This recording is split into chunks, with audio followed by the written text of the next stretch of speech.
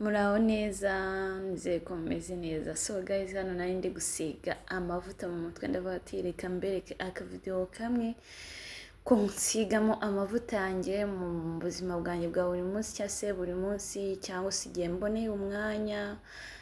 Hari ukuntu nkunze kubereka video, mbereka creme, nkakwereka n'amavuta, byose nkabikwerekera icyarimwe, ariko si uko buri munsi ariko mbikoresha. Hoya, ntabwo nkoresha buri munsi amakreme, condition, hoya ntabwo umwanya nawubona.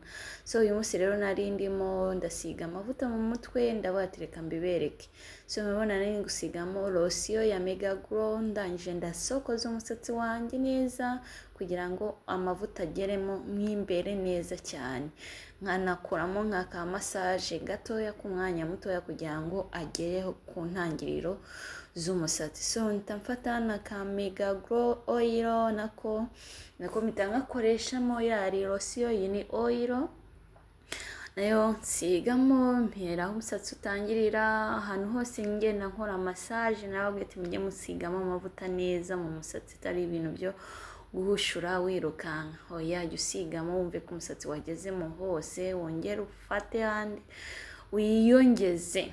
Abantu bakoresha Mega Glow ndizera yuko mubizi yuko ku musatsi akoraho rikaka neza cyane.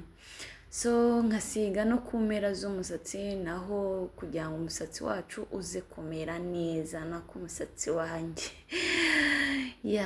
So rero ahangaha rero nyine ndi gusigamo ngiye gusokoza umusatsi. Murabona ko umusatsi umaze gukura, umeze neza.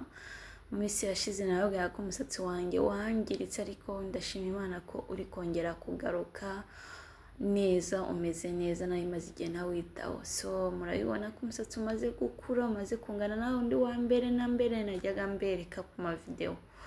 So rero Mega Glow ni nziza cyane, mujye muyikoresha. Ni amavuta meza cyane akuza umusatsi kandi afata neza umusatsi wawe, ukagira umusatsi mwiza, ube ubyibushye, ubengerana, kandi unakora vuba.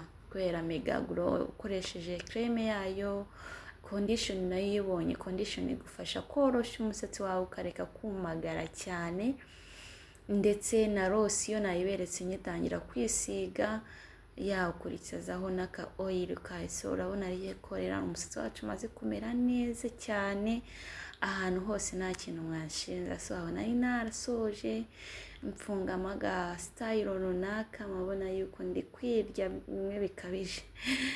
So rero Mega Glow iri gukora umuti byahatari.